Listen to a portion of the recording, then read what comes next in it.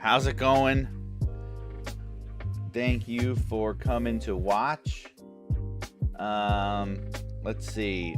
We are going to get started right away since it's already 9:30 and I have to start work soon. But today I was all excited over the weekend because I know that the meteor gauge finally works how I want it to. And what we want to do next is actually give the meteor ball some kind of value. Otherwise, why would you want to fill up your meteor gauge if the ball is just a glowing normal ball? Like, it's got to do something. It's got to do something else. It can't just, like, be a meteor ball that just looks pretty. So what I'm thinking is we can get the ball to maybe the ball has to be easier to make a shot. So maybe we can make the ball like have less of an arc and have it go exactly to where you're flinging it to. Also, if the ball doesn't bounce around as much, hold on. So if the ball doesn't bounce around as much.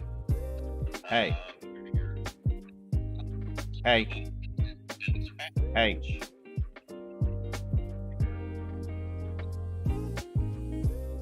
Okay. So if the ball doesn't bounce around as much, it might be easier to get in the net. So I'm going to play with the properties, the physical properties of the ball. Yeah, so let's just start now. All right.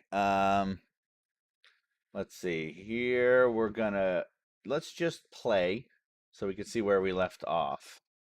I had a really good comment or suggestion that instead of trying to make those shots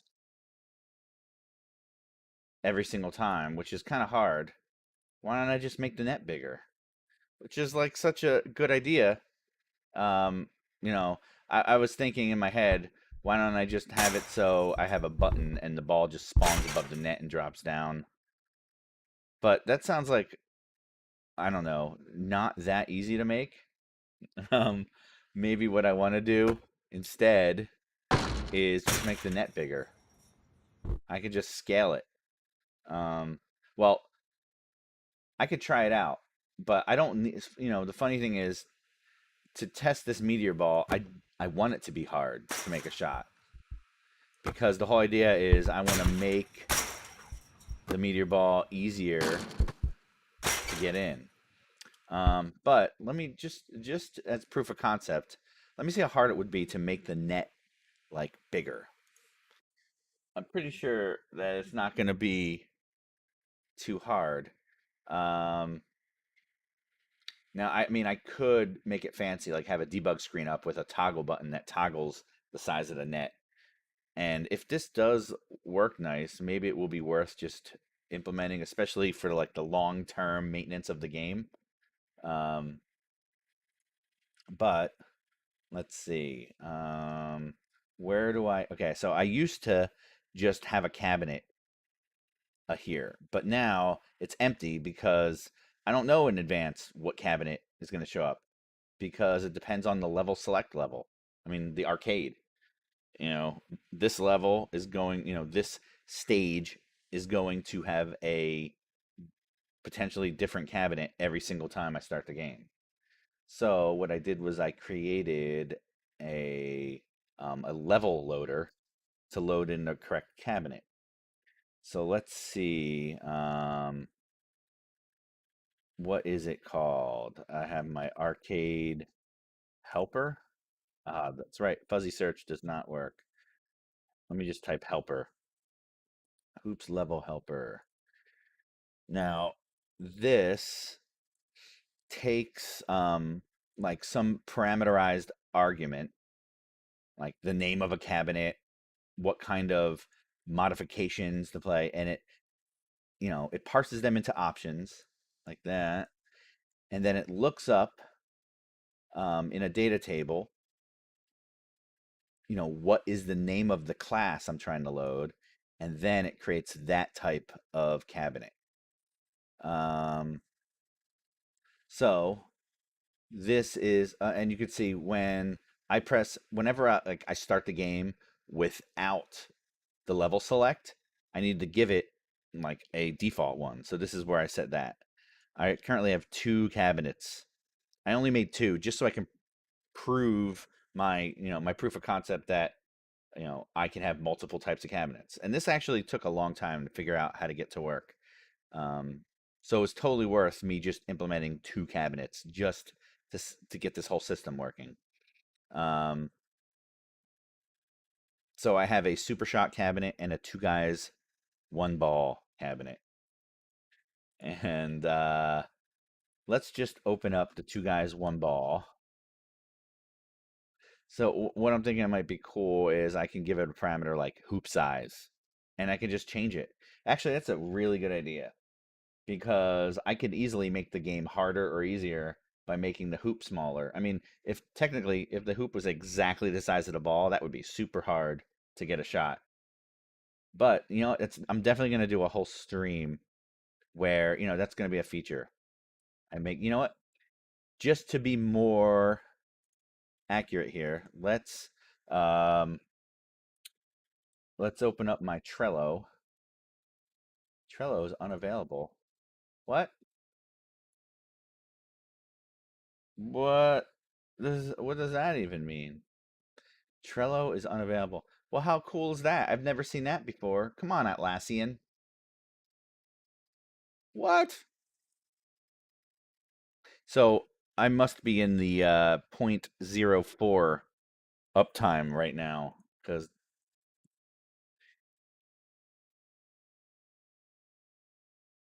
uh-huh. I'm not gonna waste my time trying to get Trello to work. But what I want to do is go in there and put down a new ticket just so what?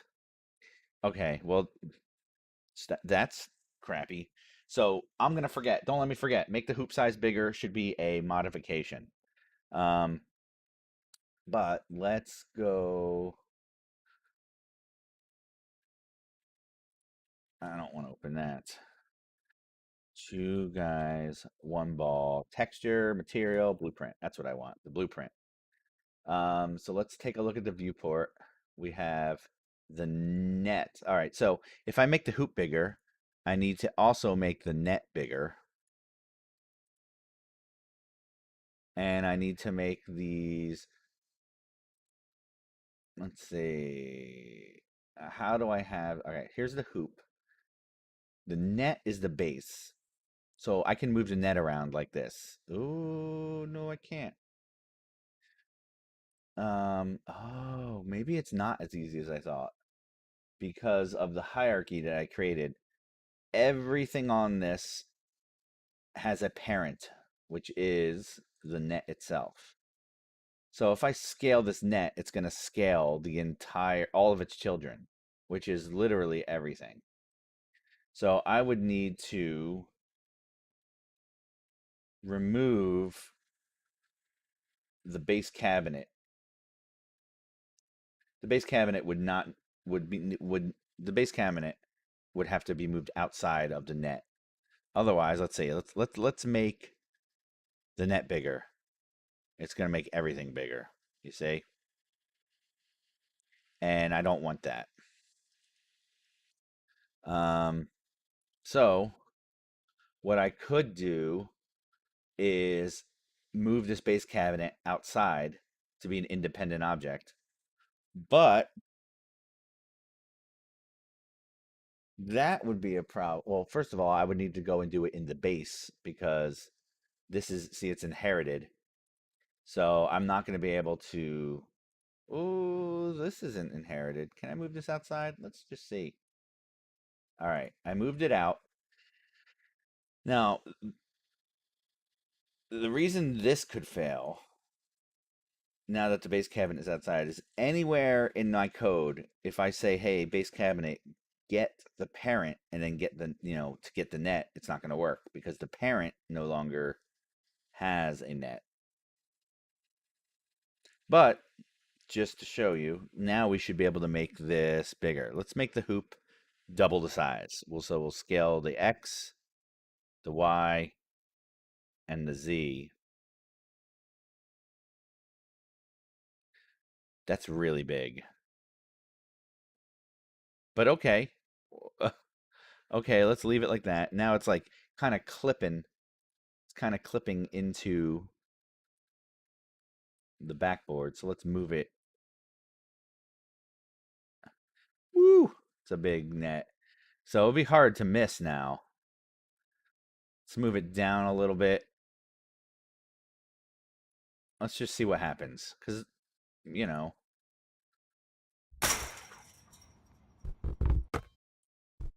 it's it's it didn't work. Oh, this could be because of the hierarchy change. It needs to be inside.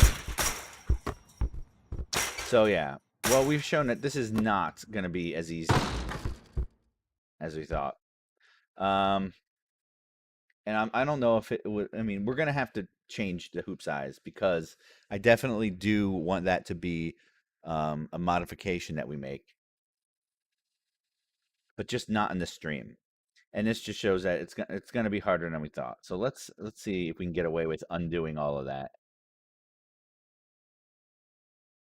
The net now has base cabinet in it, so it looks like we're back to normal. Let's just play to make sure.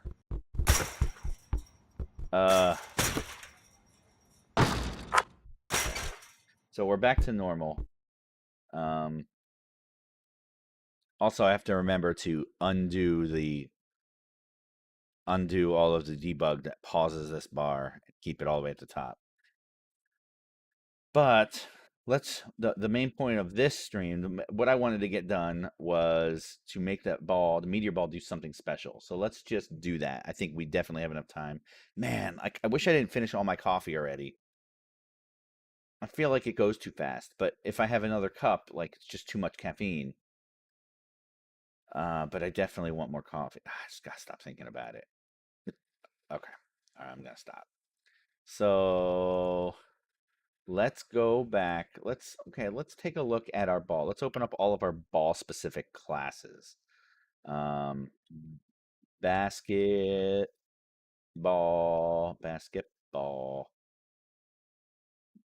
blueprint.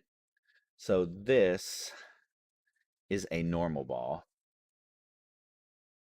All right, we got our normal ball. It has a bunch of things that are in common with the meteor ball. But one thing that we want to look at is the physics material. I think we set a physics material on the ball.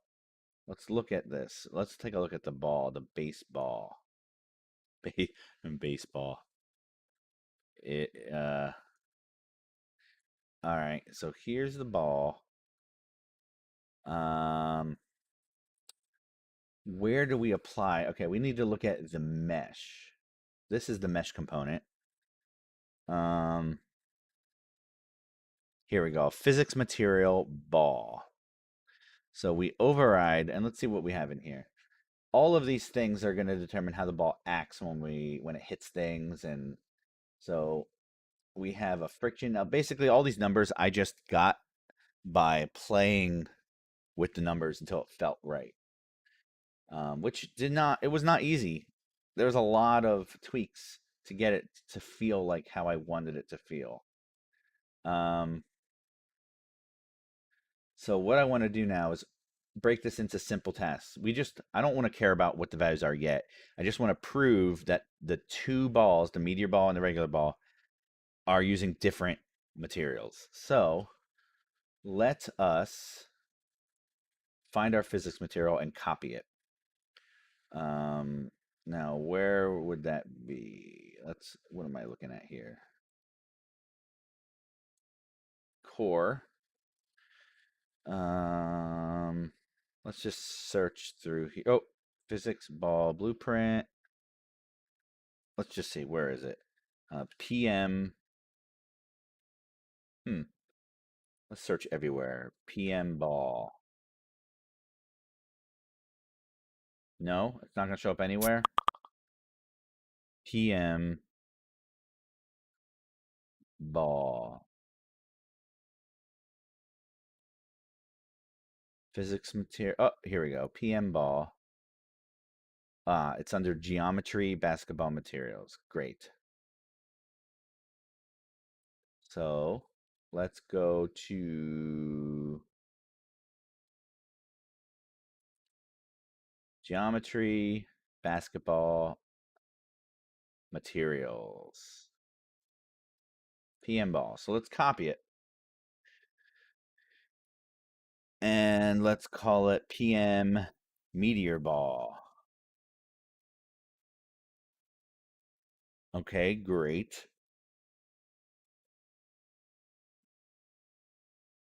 Where is the meteor ball?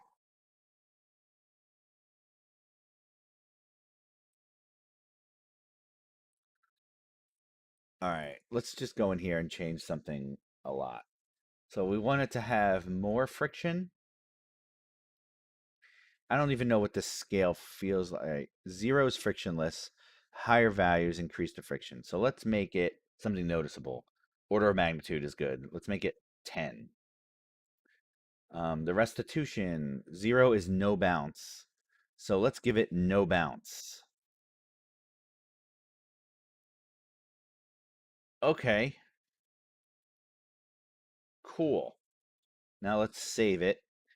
And let's see, where do we spawn this meteor ball? Here's our blueprint class. It has a normal ball that inherited. And we're going to override this physics material and make this the meteor ball. And that should be it. Let's just see how this ball reacts. So these balls bounce. We've seen it a billion times bounce. Let's see how this ball reacts. It definitely is not bouncing.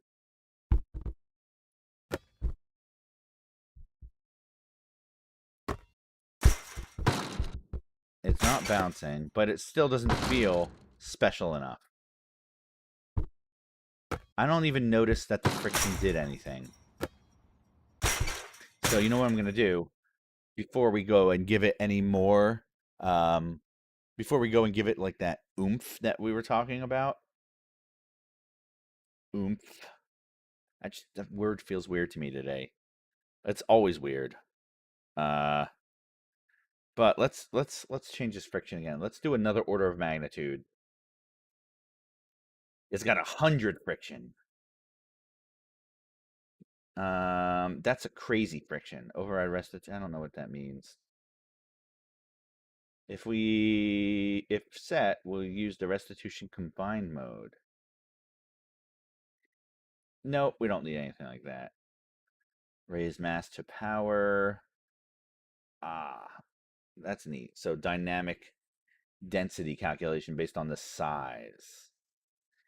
Don't need any of that. All right, so let's play again. See if now we have 100 friction. What is that gonna do?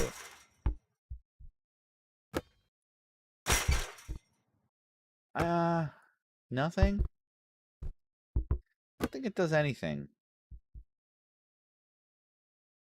Maybe the speed of how it rolls. I just don't know. All right. So anyway, let's give it another property. Let us see. When we flick the ball, we want to flick it differently. We want to flick it differently.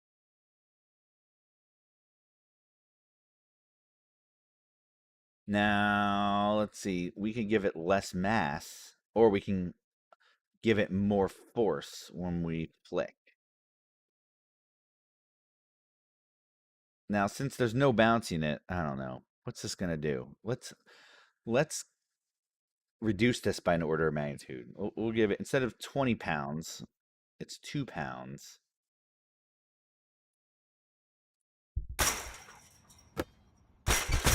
Whoa. That is not easier.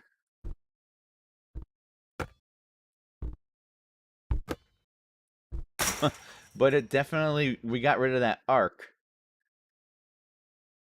Let's have it. So instead of 20, we'll make it 10. How does that change ball? Mm, not good enough. Let's go down to 5.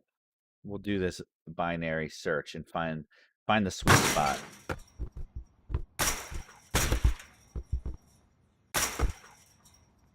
Okay. That just made me realize we don't want every vector. All right, so if we change the mass, that means it's going to go up faster and left and right faster and forward faster. But I don't want to change the feel of the aim. What I want it to do is only go depth faster. So I want the Z axis to be more powerful. So let's put this back to 20. We'll leave this alone. And we're going to find where do we apply this flick force and how are we going to differentiate it from this ball. So let's look at the flicking, the flick. The flick happens in the arcade controller, which I think we have in the arcade. Nope, not in the arcade in the arcade hoops. Nope, nope, nope, nope. In the hoops player controller. This is where we have all our flicking. So here, where we calculate the impulse, we already do separate X, Y, and Z because I already recognize the difference. It looks like they are calculating the exact same thing here. We have magnitude times 100 for X, magnitude times 100 for Y, and magnitude times 100 for Z. That's not how I remembered it. I feel like this is just a mess of I was experimenting and never like resolved it. Um, but let's see, where do we call this basic impulse when we send our flick packet? All right, so on release, so when I'm moving my finger and then I let go of my finger, what it does is it calculates a basic impulse. It also calculates an angular impulse. I think this was just another method that I'm not using. And it takes the impact point, which is where exactly on that spherical on the ball. Like if I touch it on the right, it'll give it a little spin. Um, the impact normal times magnitude. The impact normal is basically the exact direction on, from the surface to where my finger is pointing on where the ball is going to be directed. But in any of these cases, we call this flick event, and we want to see where we bind to it. Flick event bind here. We apply flick to ball. I think that's where we are interested in.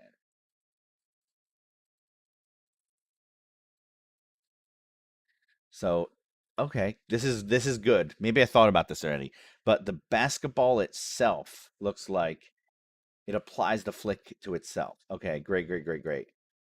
So when we flick a ball, and now this is any ball because this is the base basketball blueprint. So it's either meteor or regular ball. It's going to do this. It enables the gravity.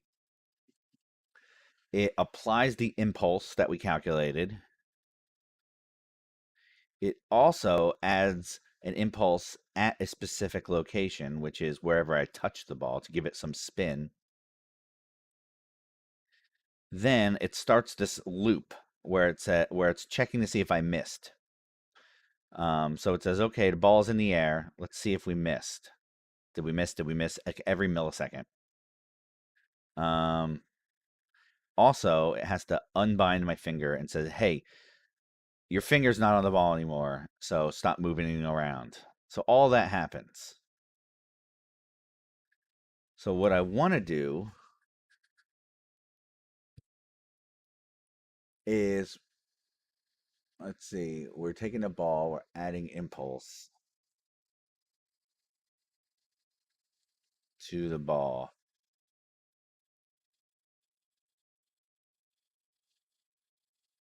I want to just increase whatever I pass in by some, I want to take all the parameters that I passed in, from my finger flick, and I want to exactly do that, but amplify one of the directions.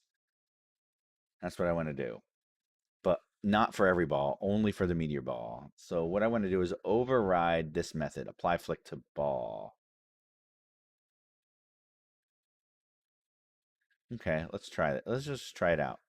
So we have our meteor ball, and I'm gonna override this function, apply flick to ball. Um, Now it'd be cool if I can just call the parent. Oh, I can. So what I'm gonna do is intercept these and just modify one of them. All right, this is good. This is good. So I want all of these wired up, except we're gonna modify. So let's just play with this. What I want to do is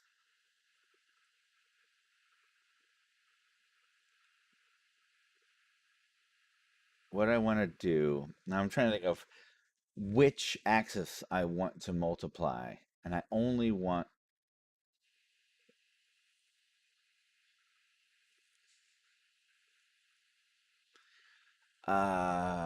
so what I'm thinking is I could take the impact normal as the forward vector, um, and multiply the impact by the forward vector. But that would give the weird result of, like, if I accidentally touch the side of the ball, right here, it would go in that direction. But I don't necessarily want that. I want the ball, to make this easy, I want the ball to just fly towards the net, no matter how I flick it. That would make it, like, worth getting a meter ball. Like, if I could just know that no matter how I flick, all I'm doing is controlling maybe the height and just have it always go towards the net. So what I need to do is find the forward vector from where my finger left the ball directly to the net itself. Um, so I need to get the position of the ball, the position of the net, and get that direction vector. I'm guessing, but let's just try that. Let's just try it. Um, so let's get the ball's position. Let's see. We're gonna get world location, and we want to get the net location. Now, you see, this is why in the beginning of the video, when we took the net and decoupled it from the base cabinet, it's hard to find because we do have the base cabinet stored. Let's see, how do I get that? Basketball, player state, shot, net, max height. I know that we get some stuff in the base basketball. Let's see. Where's our variable setting?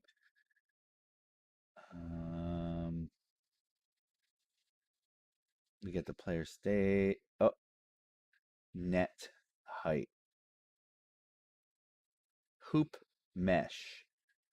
Hoop mesh. Where does that come from?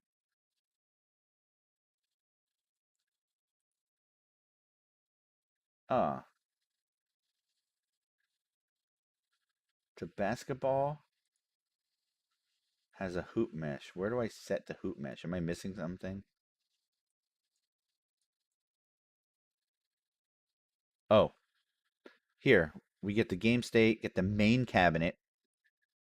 So every ball has a reference to the cabinet that it's aiming for, the net, and the hoop. So we want that ball to go in the direction of the hoop. And we do have a variable called hoop mesh. Great. That's what I'm looking for. So we have the ball location. Let's see. We want the hoop mesh. Now, we don't want exactly, we actually want a little above it, or else the ball would just fly and hit the rim. But for now, this should work. Get world location. Now we have a bit of each, so we have each. And what we want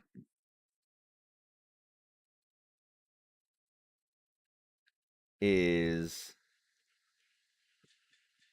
how what do we want here? Um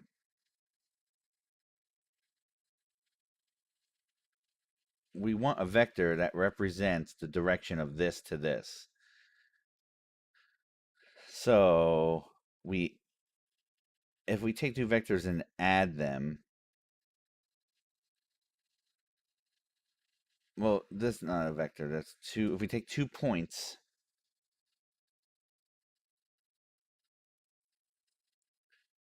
and add them together, I mean, this is super simple to try things out. So um, let's add these vectors together and multiply it by the impulse.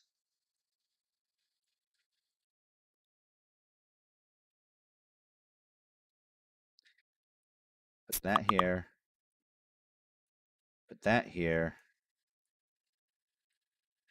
Who knows what the hell's going to happen, but I'm excited. So let's see. We have this. Whoa. Craziness. So it's affecting it, but not in any way that is good at all. Um, these are not. All right, so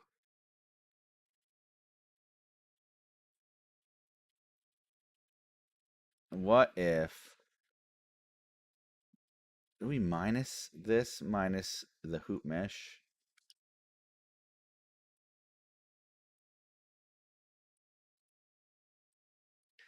Times the impulse. Whoa. No. Nope. That is definitely not it. Um, what if we multiply them? No, that doesn't sound right at all either. We could get the magnitude like between them, but that's not what we want. To normalize it. That's what we want. We okay, so what we want is these two added together, but then normalized, which means um to turn whatever it is, hundreds, right? Every value is going to be less than one or 0 to 1. And then we take that and multiply it. Oh, it's so messy. But it's okay when we're experimenting. This, this, and normalize that. Multiply it by that.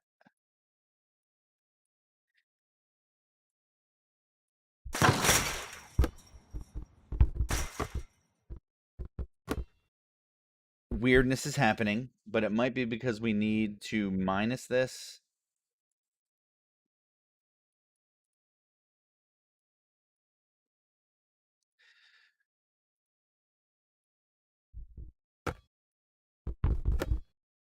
It's going the opposite direction. So we need to multiply by -1.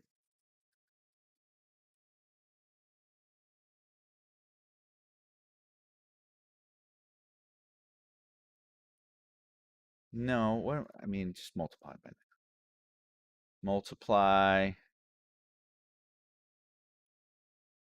by -1.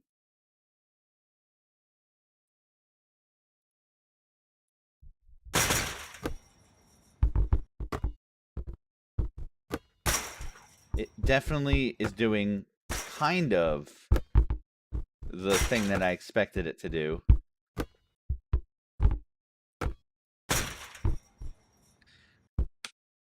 Not in the right direction, but almost.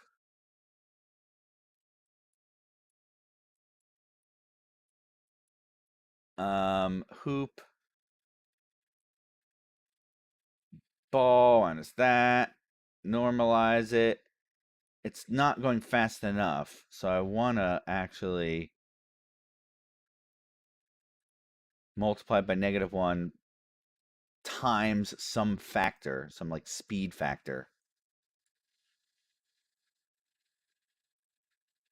which is the impulse, but increased more so because of the fact that it's a meteor ball. So let's, just to keep these separated, let's multiply it by a float 5 times the speed. I don't know.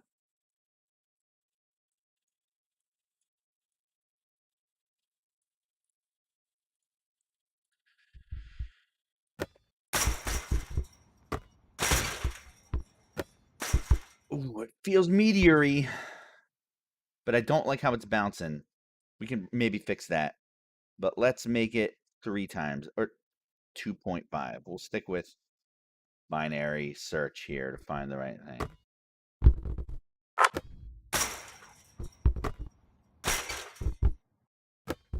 So no matter where I flick it, it goes towards the center. That's nice. I like that. But it's aiming really low. Bleh. Why is the hoop location so low? Hoop mesh. Ball mesh. Don't understand why it's off. Like, I hate the idea that I have to fudge this. Oh, someone's saying hi. That's cool. Hey, Lasha. Woo. That's my buddy. My buddy Lasha's watching. That's cool. And then someone who wants me to buy followers. That's not cool. How do I block that guy? Zushua. I don't want to buy. I don't care how many followers. I'm just making my game. I don't want fake followers. And UE4 fatless. I don't know what that is, but that's cool. UE4 fatless. Hey, UE4 fatless. Do you know why my thing isn't working? I don't know why. I hate having to fudge this, but maybe I want to say the hoop mesh is actually up a little bit above the rim. So I want hoop mesh. Let's unhook this. Let's unhook it. Let's break this into its pieces. And now I should know this since it's my game and I've been working on it forever. but is up and down Y in my case? I hope so. I think it is. So what I want to do is I want to take Y and add um, an integer or a float. I want to add to it the height of the ball itself. So how big is this ball mesh? Um, size. No, how do I get the size? Bounds. Get component. Get local bounds. I just want to get. No. Yeah, maybe min minus. Oh, it's so annoying. I wish I could just get the size. I'm gonna have to make more room on this. Let's just move this over. Split. Split. Since it's a sphere, I should be able to take any of these. Minus float. Let's take the min x, the max x, and we want the absolute value of that. And that is the diameter of my ball. So I'm going to take y and I'm going to add to it the diameter.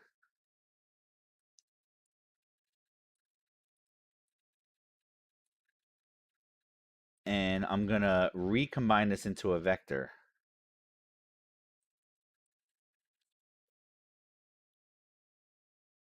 This is the y. The x I'm going to leave unchanged. Z I'm going to leave unchanged.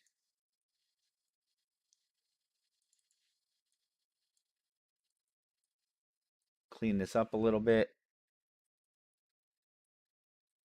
Just a little. Don't want to go crazy here. And what did I do here? All right, now let's see where it's aiming at. Let's see.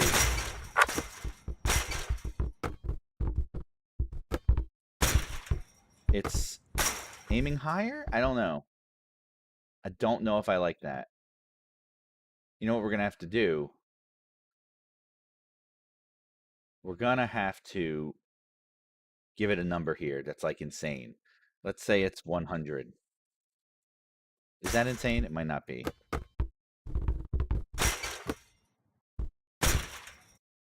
Looks like it went left. Let's make it 1000.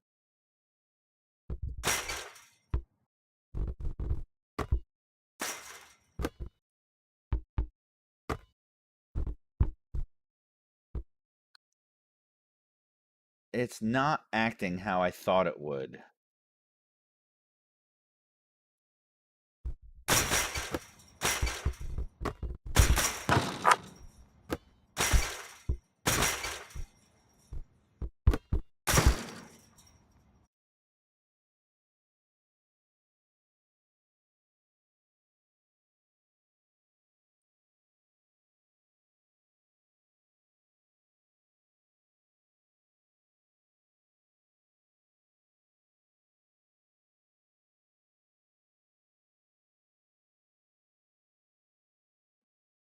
Um,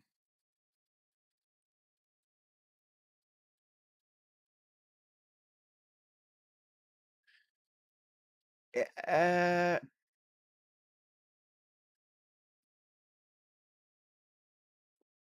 what if I took this location, put this back like that, and forget about the ball location? What if I just normalized the location of the hoop?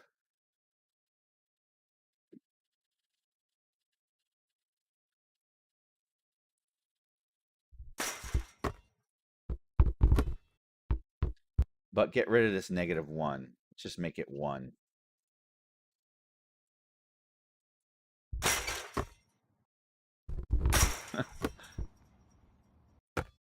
No, I think I was right the first time.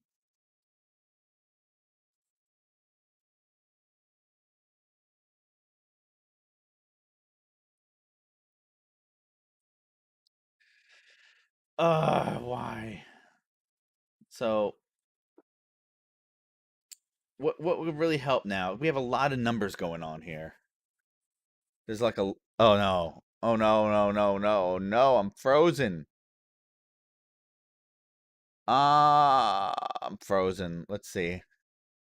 Me. Where's me? I got me. Let me turn off my camera and then let me turn it back on. Oh, solid. There we go. God, it's so stupid. All right, so now we got so many numbers going on. This is at the point where I like to visualize what I'm seeing here. Like, it'd be nice if I can put a little dot here at the hoop mesh and a dot where the ball is right when I apply the flick. Just so I can make sure that they're, just for sanity's sake. Or maybe take those 2 dots, get this little vector here before I normalize it and see what it looks like. Maybe I can draw this line. So here we have a vector. Can I just draw this line? I kind of want to. I kind of want to do it. So let's do it right in the middle. Before we go and call the flick, let's draw a debug line. And the line will start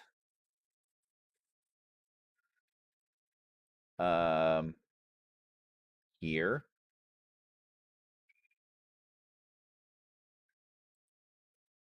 The line will start at the ball location.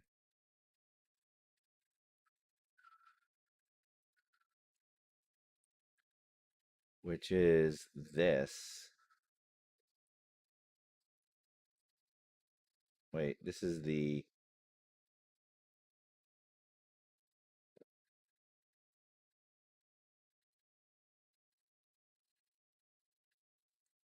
This is the hoop location. And the ball location is here. Let's make the color bright red. I just don't understand that. But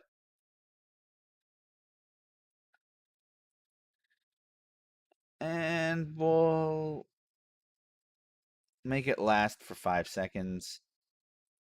We'll make it like 3 thick, whatever that means.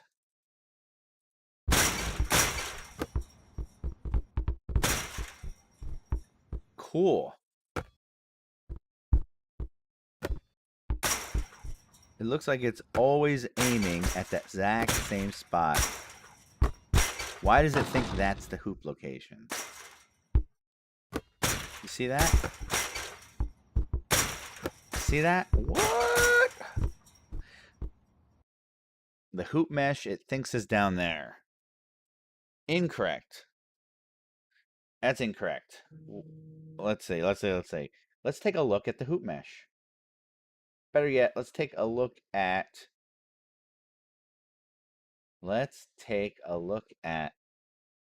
the 2 guys, 2 balls, 2 guys, 1 ball base. And let's take a look at it. Here is okay. Ooh, looks like the hoop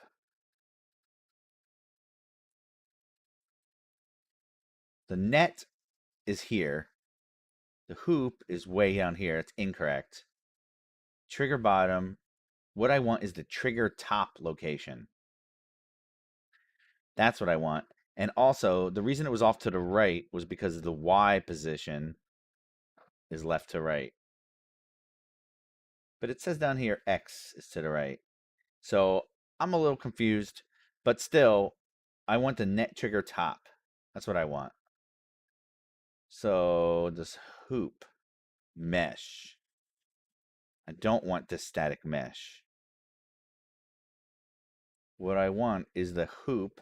I want to get a child called net trigger top. That's what I want. So let's go back to here. Wait, where was I? On the ball. So this is wrong. Let's keep this little debug line because I really like that. What we want is not this hoop mesh.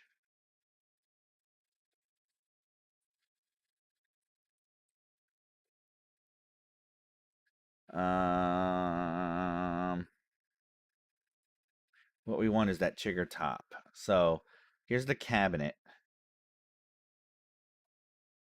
Can we just get net trigger top? Yeah, we can. And let's store that too. You know, why are we using this hoop? I think we need it. We need the hoop mesh for the bounds and stuff. But this is for location. Let's promote this to a variable. We'll call this the net trigger top. You can name it something more like exact, like top of the thing. But this is literally what it is. So I feel better naming it that. It'll be easier for us to debug later when we're like, what is this top of the, you know, whatever. So now that we have that, let's save it. We can utilize that now in our meteor ball. Wherever we say hoop mesh, we don't really mean hoop mesh. We mean net trigger top.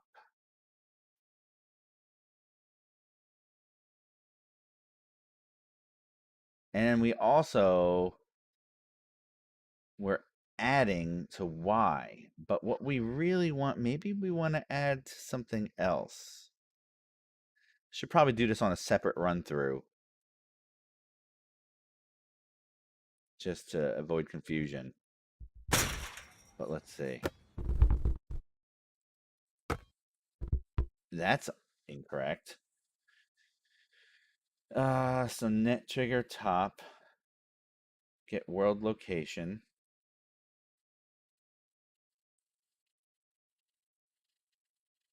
Let's, you know, forget about this additional thing. Let's just feed it directly in XYZ.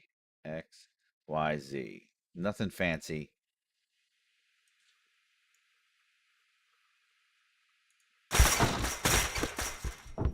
That's it.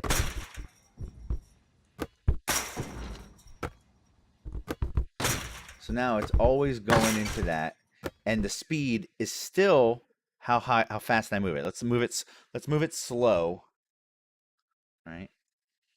And it kind of goes slow. So let's move it fast, and it's definitely amplified. But we just need to aim it perfectly programmatically, right? So I still stand by the fact that we need to add, maybe it's not Z, like maybe let's, why are we, this is complicated. We're going to go min X, max X,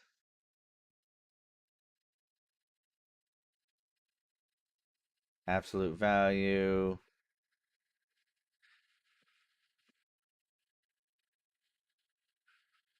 and we're going to add that to, oh,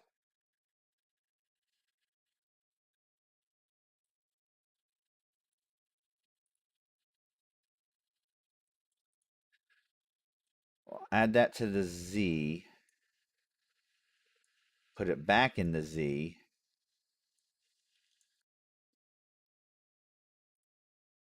It's probably not Z. Z is back and forth, right?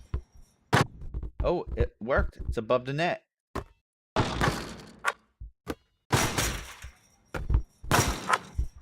It definitely is easier for me to make a shot.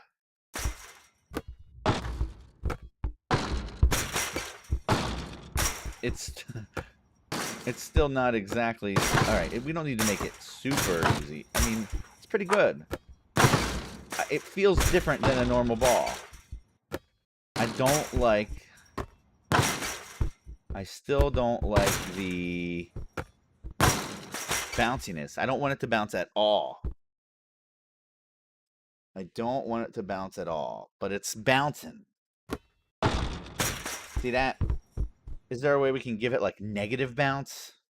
I'm still very happy with that. I don't think we need this debug line anymore because I now know what it's doing and it's exactly what I want.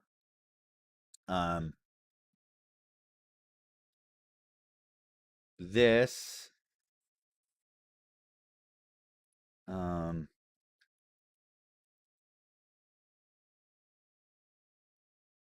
calculate position slightly above the rim. Net trigger top. Just so I remember why I'm calling it that.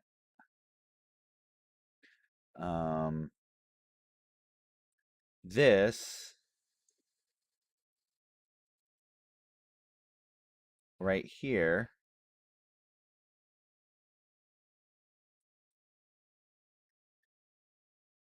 calculate forward vector. I don't like how I did that. Forward vector aimed toward top of rim. And then what we do here is we multiply impulse by some meteor speed factor.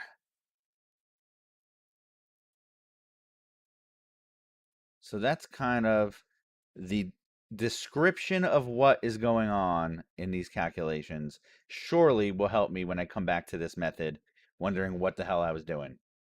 But I think that describes it pretty well. I'm happy with that. So what I'm not happy with is the bounciness. Can I give it like a negative bounce? No, it says 0, no bounce, and 1. Why is it bouncing then? I don't know. What does that do? Give it more density? Maybe that'll do it. Let's play with these numbers just before I sign off. Definitely bouncy. I don't want that. Um, let's see. Let's untick what I just did because that didn't do anything. Use with the shape to calculate its properties. I don't know. Let's make this 40.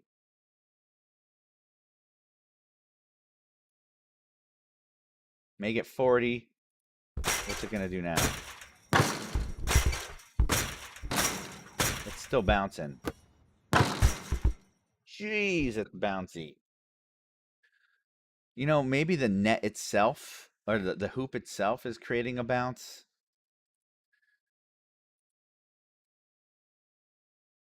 I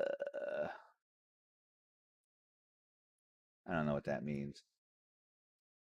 What if I made the density 400? Surely that will do something weird.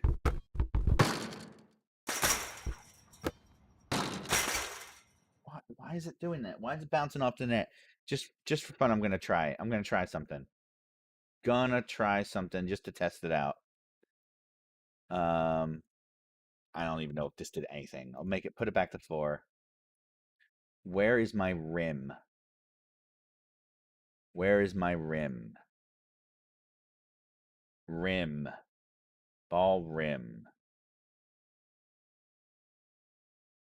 Rim mesh? I don't.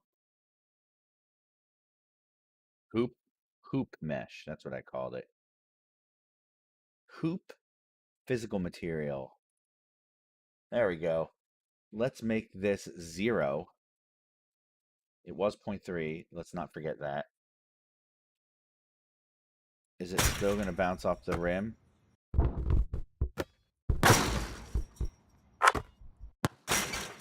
A lot less.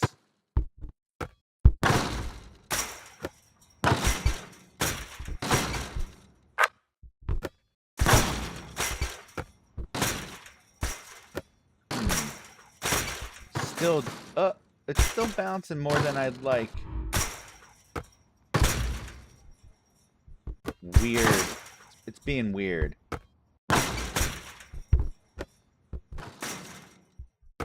I'm still not. It should be easier to make this ball in. Maybe I'm gonna have to leave that for my next stream. But this was really fun and fruitful. Fruitful. Fruitful. It was fruitful. It was very good. I like it. I'm pretty happy with what I got. So talk to you tomorrow.